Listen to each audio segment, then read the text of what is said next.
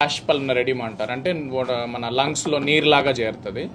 So దానికి ఇమీడియట్గా ventilator పెట్టాల్సి వచ్చింది. తర్వాత మేడం వాళ్ళు మేడం ఇంటెన్సివిస్ట్ మేడం ఇంకా వెంటిలేటర్తో మేనేజ్ చేయడం జరిగింది. 12 గంటల పైన ఆమెకి వెంటిలేటర్ అవసరం అనేది పడింది.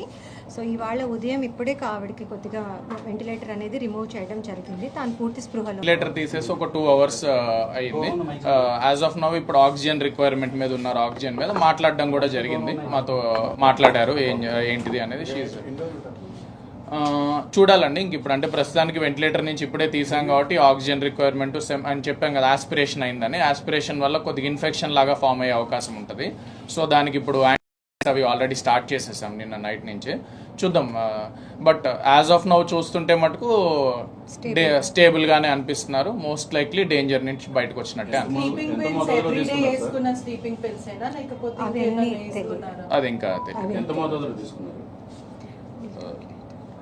అది కొంచెం ఎక్కువ అవుతుంది అంటే పర్వాలేదు. బట్ గుడ్ థింగ్ ఏంటంటే రైట్ నో షీజ్ దాని ఎఫెక్ట్ ప్రస్తుతానికి ఏమీ కనిపించట్లేదు. మరి ఎక్కువ మోతాదులో తీసుకున్నా కూడా అది ఇబ్బంది ఉండేది. సో బట్ గుడ్ థింగ్ ఏంటంటే స్టేబుల్ గానే ఉంది. అంటే ఈ డిప్రెషన్ ఓరియంటెడ్ మెడిసిన్స్ అంటే ఇవన్నీ కూడా 0.5 mg 1 mg అని ఉంటాయి కదా, ఎంత హై లెవెల్లో తీసుకుంటే ఆమె అంత ఫస్ట్ స్థితిలోకి వెళ్ళాల్సి వచ్చిందని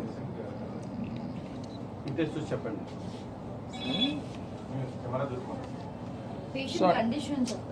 అదే పేషెంట్ కండిషన్ ఇందాక చెప్పిందేనండి. ఇప్పుడు వెంటిలేటర్ తీసేసాం కాబట్టి 9 o'clock definitely right now stable only.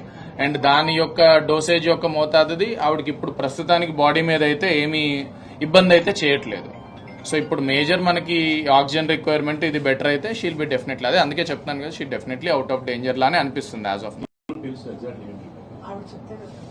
అది మనకి ఇంకా తెలియాలండి, ఎందుకంటే అది మోస్ట్ లైక్లీ స్లీపింగ్ టాబ్లెట్స్ అవి. ఇంకా తను పూర్తిగా వచ్చాక తను అంటే కంప్లీట్ గా ఓరియంటేషన్ రాలేదు. సో మనకు ఉన్న ఇన్ఫర్మేషన్ ప్రకారం స్లీపింగ్ టాబ్లెట్స్ అవి.